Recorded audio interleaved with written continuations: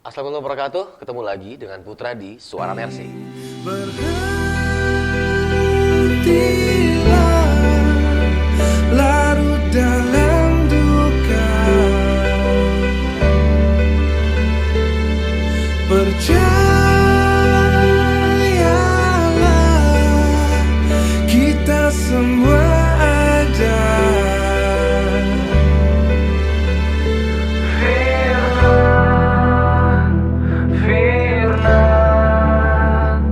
Firman Gaza.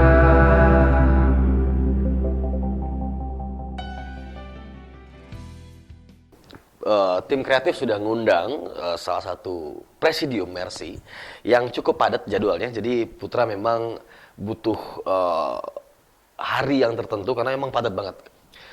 Siapa lagi kalau bukan Dr. Yogi Prabowo. Assalamualaikum Pak Dokter. Waalaikumsalam warahmatullahi wabarakatuh. Mana? Dr. Yogi Prabowo, spesialis ortopedi dan Traumatologi. traumatologi. Dok, itu gimana sih dok? Traumatologi atau gitu tuh? Dari namanya ya, semua yang berbau trauma nih. Berbau trauma ya? Kecuali trauma psikis. Itu enggak? Enggak. Trauma percintaan. Nah, itu dia. Kan banyak anak muda sekarang trauma percintaan. Kali aja bisa calling dokter kan, Dokter Yogi kayaknya. Boleh. Jadi konsultan, jadi sekalian konsultan itu kan, dokter. Jadi beliau, Dokter Yogi ini sudah banyak sekali perjalanannya. Jadi tim kreatif coba kita pernah lihat di Misi Ambon tahun 99. Terus juga ada di Afghanistan 2001. Ada juga Banyu Jakarta 2002, ada Misi Irak 2003, Myanmar 2012 dan Gempa Yogyakarta 2006. Hampir sama kayak dokter Ben juga ya, dokter spesialis perang juga kayaknya. Perang darat. Gimana? Dokter lagi dari perjalanan ini, nah Putra coba masuk ke Ambon sih. Ini kita lihat dari foto ini, teman-teman. Ini dokter Yogi ngapain sih di Misi Ambon 99? Ambon ya? Iya. Jadi kalau Ambon itu kita mesti bedakan tuh. Jadi sebelum Mercy berdiri dan sesudah Mercy berdiri. Kalau yang Ambon itu sebelum Mercy berdiri. Ini sebelum Mercy Ya, berdiri. jadi itu Oke. masih tim medis mahasiswa UI. Wow. Tapi kalau yang di bawahnya itu yang di Galela, yang di Hercules itu, nah itu sudah Mercy berdiri. Ini Mercy sudah berdiri. Sudah berdiri Mercy-nya. Jadi gitu, itu misi di Halmahera Utara, di Maluku Utara. Bentar, dokter Yogi yang mana ya? Ya carilah yang mirip-mirip itu. Iya. Sangat muda ya. Sampai sekarang juga masih muda sih. Kenapa bikin Mercy? Jadi gini ceritanya Mas Putra. Kan dulu itu ya saya kan baru lulus jadi dokter. Baru lulus tahun 99 baru setahun lah jadi dokter. Kemudian ada juga teman-teman mahasiswa.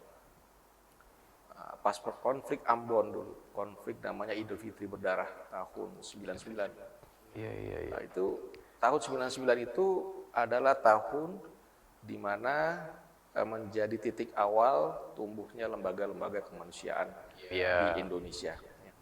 Karena pada saat itu ada organisasi sekelas katakanlah PMI ya, yang waktu itu masih dikepalai oleh Pak Marki Muhammad. Iya. Yaitu kegiatannya lebih fokus kepada kegiatan donor darah. Jadi ketika ada korban bencana, korban konflik, itu banyak korban-korban nggak ketolong. Jadi ketika pecah, bahkan dokter-dokter yang bertugas di Maluku itu, mereka eksodus karena takut, ya mereka mencari selamat. Lalu kita dikontak ya, oleh tokoh-tokoh di Maluku. Ya, waktu itu kita dalam kaitannya ada sebagai bagian daripada mahasiswa FKUI dan mahasiswa UI. Oke. Dikontak, nah kemudian kita berangkat tahun 99 itu, ya, tahun 1999. Waktu itu kita ada beberapa orang, ada yang masih mahasiswa waktu itu. Jadi 4 orang tuh masih mahasiswa. Iya. Ada bukan cuma dokter, tapi juga ada perawat, ada anak psikologi, ikut. Ada satu orang. Berangkat, nah, lalu kita menumpang dengan Hercules ya, ke sana. Hercules, dan sampai sana kita lihat banyak korban yang perlu operasi. Iya. Saya kan waktu itu cuma dokter umum. Itu numpang tadi, yang dokter bilang. Oh iya. Jadi kita kan koordinasi dengan Iya. Nah kita kan dokter umum saya, dokter umum ada koas masih belum selesai mahasiswa. Ini gimana caranya operasi? Lalu salah seorang kawan saya, dokter Bona waktu itu dia telepon ke bagian ortopedi di FKUI. Waktu itu Prof. Sularto, almarhum ya, minta bantuan. Lalu dikirimlah 3 orang dokter yang sedang mengambil pendidikan untuk menjadi seorang ahli bedah ortopedi. Oke. 3 orang dikirim. Siapa mereka? Dr. Jose Rizal, Dokter Yose, kemudian Dr. Syafiq, Dokter Syafiq, Dr. Basuki Supartono. Basuki. Ya, mereka waktu itu pun juga belum lulus, tapi udah mau lulus tuh, jadi dokter spesialis. Nah, lalu mereka berangkat. Ya udah, ketemulah dengan kita. Nah, di sana kita ngoperasi pasien. Kurang lebih waktu itu saya ingat 49 operasi. Itu dulu belum kenal Dokter Yose tuh. Di situ kenalnya. Dokter Yogi di situ Iya, kenalnya. di situ kenalnya. Jadi lalu kan setelah 2 minggu, 3 minggu bekerja, kita udah kelelahan semuanya. Iya. Kita balik ke Jakarta. Tapi kita nggak berhenti sampai di situ. Ya. Kita menghadap ke beberapa tokoh yang ada di Jakarta. Kemudian menghadap Pak Menteri, Menkes waktu itu Pak Ahmad Suyudi. Ya, kita merasakan perlu nih ada satu lembaga yang bisa bergerak ya, secara cepat, mobilitas tinggi, independen, netral. Iya. Jadi seperti itu. Nah, kita bangunlah Mercy bersama dengan orang-orang yang tadi berangkat itu. Dr. Jose Rizal, Dr. Syafiq, Iya. Dr. Basuki, saya sendiri. Kemudian ada Dr. Henry, ada Dr. Bona, dan Dr. Edi Padmini. Perempuan itu namanya Edi. Nah, jadi ada 7 orang. Oh iya. Nah, berdirilah Mercy pada tahun 14 Agustus 1999. 99. Iya. Nah, jadi itu setelah berdiri organisasi, kita langsung diuji begitu banyak konflik dan bencana, termasuk konfliknya berlanjut tuh, sampai ke Halmahera Utara. Lalu kita berangkat berlima dengan Dr. Jose, saya, Dr. Herman, Dr. Indra Giri, berangkat ke Maluku Utara. Itu anggota belum banyak kan dokter ya? Belum. Ya kita ini kan sebetulnya gini, kita mendirikan organisasi itu yang penting ada yang sukarelawannya. Iya. Jadi buat apa organisasi besar-besar tapi nggak ada relawannya? Yang ada. Nah kita tahu nih, apalagi dokter ya, kita pernah dengar adanya lembaga yang namanya Medicine Sans Frontier. Itu terkenal, dokter without border, ya kan? Tanpa batas. Dia kemana-mana bebas apa semua. Dan untuk mencari seorang dokter spesialis, ahli bedah yang mau berangkat ke daerah bencana atau daerah konflik itu nggak gampang, nggak gampang. Ya. Karena kenapa? Karena dokter tuh sibuk, apalagi dokter spesialis, dia praktek kalau bercuti dicariin sama pasien, cari susah mau berangkat. Nah, oleh karena itu kita mendirikan Mercy, salah satunya adalah bagaimana para dokter ini ya, yang mempunyai jiwa-jiwa sosial ingin membantu korban bencana, konflik dan peperangan, bisa berkiprah dalam frame namanya jihad profesi. Nah, Jihad profesi. betul. Nah, jadi jangan kebayang nih, orang kan udah kata jihadnya udah kayak gimana kan, gitu kan, angkat senjata. Angkat senjata gitu kan. Dalam. Nah ini, jadi Mercy pada saat itu memperkenalkan yang namanya jihad profesi. Artinya bagaimana kita membaktikan profesi kita ya, dengan ikhlas ya, untuk membantu korban-korban tadi. Tanpa dibayar. Berarti Mercy nggak dibayar? Yang bergabung dengan Mercy nggak dibayar? Nah, itu satu lagi. Ya. Kan biasanya yang lain ada yang dibayar tuh dokter kan? Harus hidup. Mercy nggak dibayar? Jadi gini, kita namanya, tadi gini, ada volunteer, ada yang namanya pekerja sosial. Ya. Sebetulnya istilah itu ada di dalam kamus-kamus. Kita baca. Kita ini kalau yang namanya volunteer, itu itu sebetulnya unpaid volunteer. Orang-orang yang bekerja ikhlas tidak dibayar. Tapi sedangkan pekerja sosial, yaitu orang yang digaji untuk bekerja ngurusin sosial. Oke. Itu Iya, sebetulnya iya. bedanya. Nah, Mercy apa? Mercy adalah unpaid volunteer. Konsepnya itu.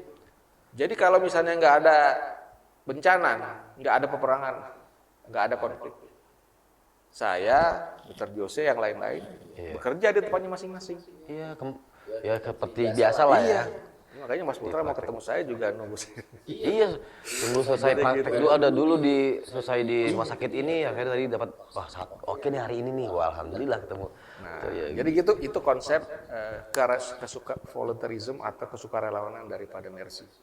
itu yang membedakan Mercy juga dari yang lainnya. Selain itu apa membedakan Mercy dari yang lainnya? Bedanya adalah kita menjunjung tinggi netralitas tadi. Kita tidak netralitas ya. Bicara politik, Jadi sebetulnya apa yang kita membangun organisasi ini, dasarnya itu salah satunya adalah code of conduct atau kode etik yang sebetulnya sudah ada di dalam International Federation Red Cross. Jadi sebetulnya sudah ada 10. Salah satunya adalah itu tadi tidak berafiliasi politik. Bukan merupakan bagian dari politik, yang mempunyai hidden agenda, misalnya menjalankan misi agama tertentu. Kemudian juga tidak karena uang, ingin mendapatkan keuntungan dan lain-lain. Jadi netral itu penting. Kita harus berdiri di tengah, apalagi kalau di peperangan. Ini ada bedanya, terjun ke daerah bencana yang bencana alam dengan bencana konflik dan peperangan. perang. Kalau bencana alam, orang nggak terlalu berasa pentingnya netralitas tadi. Netralitas nggak terlalu kerasa. Tapi begitu di daerah peperangan, Rasa tuh. begitu kita tidak netral, maka kita bisa menjadi bagian daripada konflik dan bisa menjadi korban. Itu merupakan safety yang kita bangun tadi. Netralitas itu merupakan salah satu safety. Contoh, tahun 2000 itu ada seorang dokter yang ingin menolong konflik antara GAM dengan TNI. Lalu dia masuk ke dalam Aceh, ke dalam hutan itu dengan TNI. Mungkin pikirannya supaya aman kali, dikawal TNI. Ya kan? Iya. Dikawal TNI. Lalu apa yang terjadi? Yang terjadi, dia malah ditembak. Kenapa? Karena dia tidak bisa membaca peta ini konflik antar siapa dengan siapa. Iya. Jadi kalau kita mau masuk ke satu daerah, kita tidak boleh menjadi bagian daripada yang berkonflik tadi. Berkonflik. Itu prinsip dalam memberikan bantuan kemanusiaan di daerah konflik dan peperangan. Nah, itu harus dipegang. Ini berasa banget ya.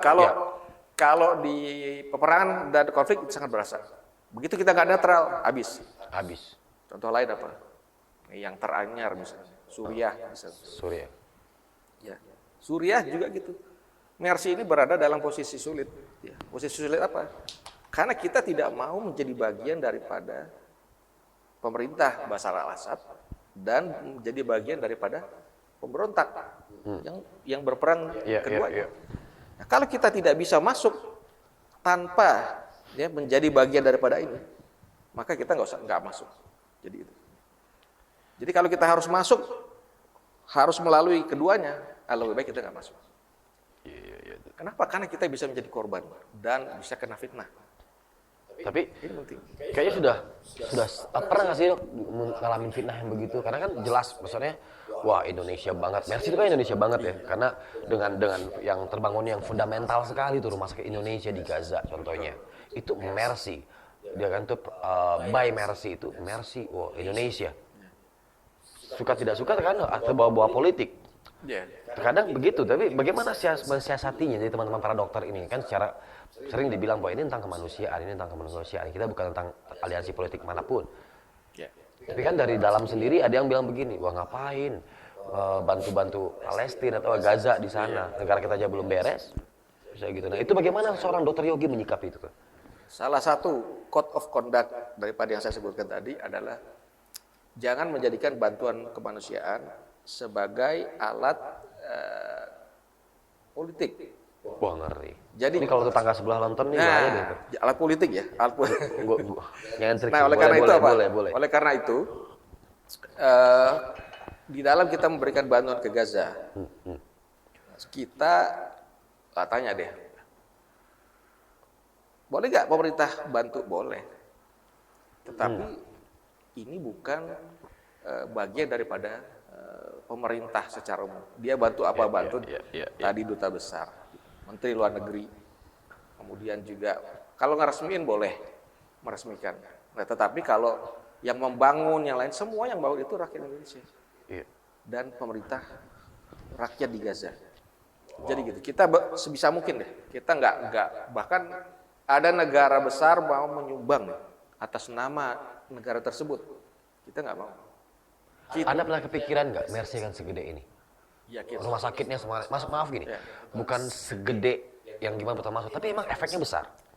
Jadi salah satu kebanggaan bagi Indonesia dan Palestina hari ini dengan hadirnya rumah sakit itu.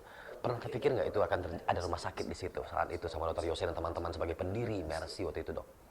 ya gini ya, saya ingat betul tuh dulu Dr. Jose ya, almarhum ya. Iya. Jadi kita ini berjuang itu tidak pernah memikirkan tentang itu. Bahkan dulu itu jangankan mikir akan menjadi gede, Iya. besar. Mikir masuknya aja. Itu gimana nah gitu? Nah, jadi boro-boro ya, kata orang Betawi ini boro-boro, kita mikir akan besar. Untuk masuknya aja. Terus uangnya dari mana? Kita juga nggak menyangka. Dapat uang itu di atas 100 miliar, 150 miliar untuk membangun rumah sakit. Itu kita nggak kebayang. Kita pada saat itu tahun 2009 hanya ingin masuk memberikan bantuan medis. Makanya yang berangkat tim bedah. Iya. Tim bedah ada dokter bedah, dokter anestesi, ya, dokter umum dan lain-lain. Ada dokter insinyur, Ya, ada insinyur tapi dokter. di luar perkiraan kita. Antusias masyarakat sedemikian besar. Begitu tim di sana, saya selalu bilang sama teman-teman, Palestina ini bukan hanya mengucurkan air mata, tapi juga mengucurkan kantong dan donasi. Ya mudah, semua yang berbau-bau Palestina itu. Begitu rakyat Palestina terzalimi, maka orang seluruh dunia ini akan bukan cuma mengucurkan air mata, Iya. Kayak ada mengucurkan suatu donasi. hal yang iya. Terkumpul dana sangat banyak di Mercy. Lalu bingung nih, kita yang di sini nih, ada Dr. Henry saya, kita semua berkoordinasi dengan tim yang ada di Palestina, Dr. Josie dan kawan-kawan.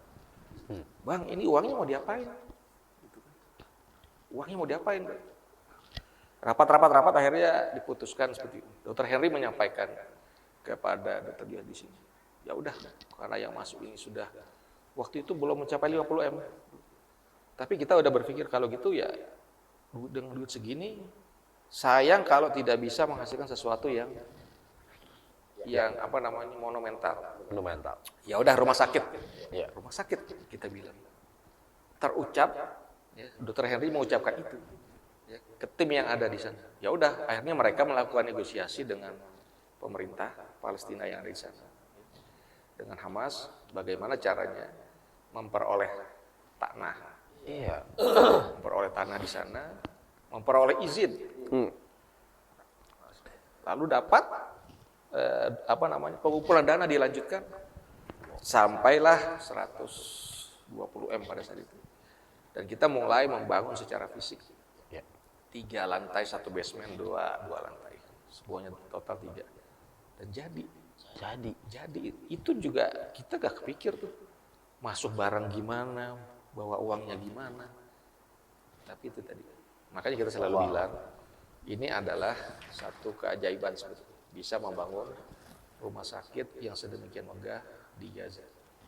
Ya, Dan memang kalau kita urai itu ya aduh, itu kita bercucuran air mata. iya. Kenapa saya putar nanya ini ke Dr. Yogi? Karena dokter yang paling dekat dengan almarhum Yose, Dr. Yose. Karena sesama pendiri saat itu bertemu di sana sebelum Mercy ada, lalu bertemu akhirnya mendirikan Mercy.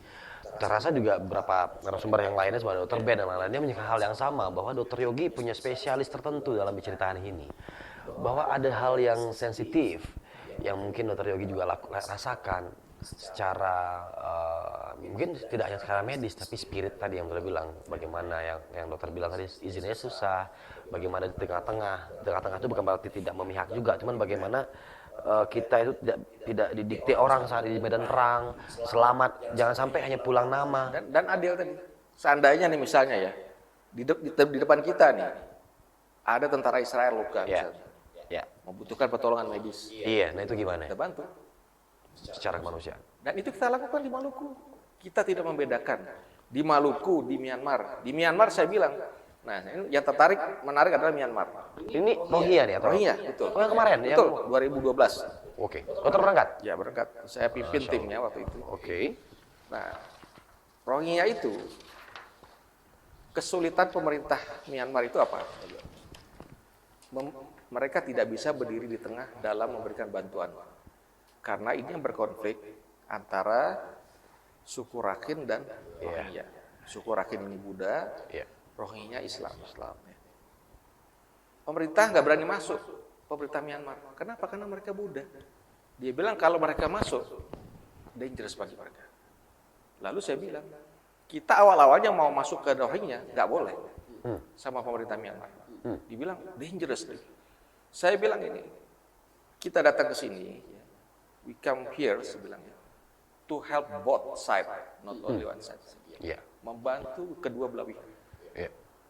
Kami jamin kami bisa masuk baik itu ke Rakhine maupun ke Rohingya. Dan mereka tahu kan kalau dokter itu Islam, Mercy. Kita perkenalkan bahwa kita ini Muslim, tapi kita akan bantu kedua belah pihak.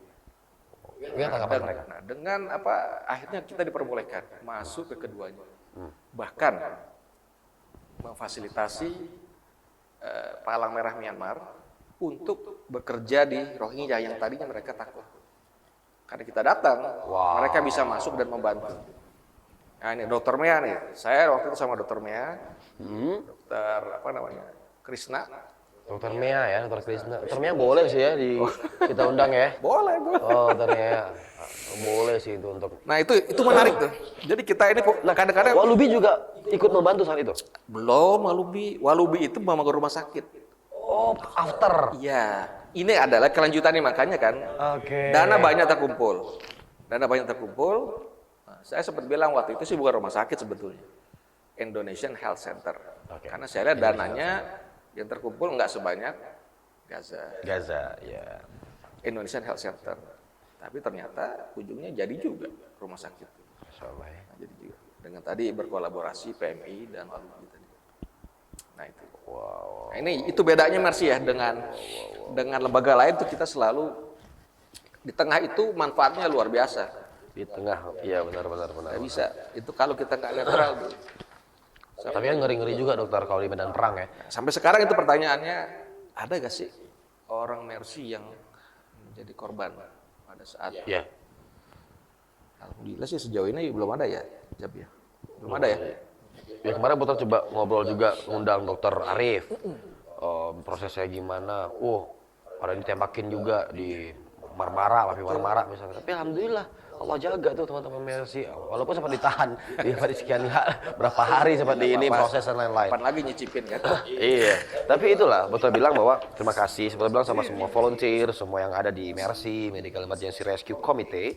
Nah, atas amanah yang tadi emban dengan baik, ya banyak harapan dari masyarakat Indonesia. Karena waktu itu juga di episode sebelumnya kita sama Dik Doang ya. Dik Doang bilang bahwa Indonesia tuh orangnya dermawan. Tapi begitu dikecewakan, nanti dia ini lagi. Tapi kita bilang, ya mau nggak mau butuh lembaga kemanusiaan. Salah satunya seperti Mercy, ada teman-teman yang lainnya. Nah, bagaimana sih Dok bisa join dengan Mercy?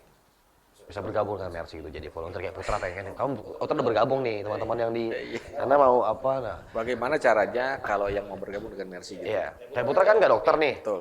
Putra cuma bisa di nyanyi, seni, art gitu, ngobrol-ngobrol. Jihad profesi nggak nih Dok? Ini jihad profesi nggak ini namanya? Jihad. Termasuk. Nah, Gini, masuk ya? saya ceritain dulu nih, sebelum ada Mas Putra dulu. Nah, Relawan Mercy itu apa saja?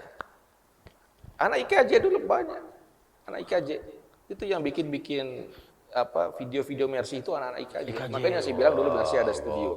gokil. Itu dibikin semua dengan mereka. Jadi nggak terbatas profesi dokter aja. Sekarang Untuk Gaza nih, yang lebih dominan siapa? Insinyur. Iya. Saya bilang, saya ntar dulu berangkatnya. Siapa yang paling sering berangkat sana? Insinyur Farid. Insinyur Farid. Iya. Insinyur dokter. Insinyur Ruli. Insinyur dokter. Insinyur dokter. Jadi di Mercy itu ada insinyur dokter, ada dokter insinyur. Insinyur. Jadi nggak usah khawatir, jadi teman-teman yang ingin bergabung dengan Mercy, Iya. itu sangat memungkinkan. Jadi syaratnya apa sih? Ya syaratnya tadi. Syaratnya cuma mau menjalankan prinsip-prinsip tadi. Prinsip tadi, iya. Benar. Itu dijaga. Jadi jangan sampai kita punya agenda-agenda khusus yang justru nanti saya bilang kita bukan menjadi solusi tapi menjadi masalah. Iya, jadi polusi akhirnya. Jadi polusi. Sangat membingungkan. Sangat. Oh. Nah, ini teman-teman, Putra akan lihatin ya nih dari foto-fotonya Putra kasih slide di sini bagaimana perjalanan Dr. Yogi Prabowo ini yang spesialis ortopedi dan traumatologi. Beliau juga sudah sampaikan bahwa ternyata banyak hal yang menarik di saat beliau mendirikan Mercy bersama teman-temannya. Banyak tantangan, banyak hal yang harus dilewatin, dan satu kalimat yang petik hari ini dari beliau adalah bicara kemanusiaan. Tetap dalam segi kedokteran butuh darah di saat ada korban butuh darah, dan nggak ditanya darahnya dari orang muslim atau tidak. Yang penting darahnya sama. Yang dibutuhkan A ya A, yang dibutuhkan B ya B, dibutuhkan O ya O, bukan dibutuhkan ini darahnya O muslim.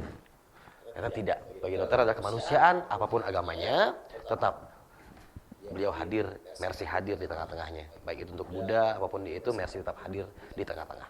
Makasih Dr. Yogi. Sama-sama. Karena beliau cuma kita booking 30 menit. Karena harus berangkat lagi. Aduh. Sekarang tugas di praktek di mana? Saya sehari-hari bertugas di RSCM. RSCM. Nah, tuh teman-teman, ketemuin Dr. Yogi RSCM. Kepala IGD Dr. Yogi Prabowo. Insya Allah kita ketemu lagi, Dok. Insya Allah. Makasih banyak. Sama-sama. Dan teman-teman bergabung di Mercy, silakan kunjungi websitenya di sini. Nih, di website Mercy di sini. Kunjungi channel YouTube-nya juga ada Mercy Indonesia, Instagramnya juga di sini semua. Oke, mari kita sama-sama jihad profesi. Assalamualaikum warahmatullahi wabarakatuh. Sampai ketemu lagi di Suara Mercy. Dokter, terima kasih. Sehat-sehat.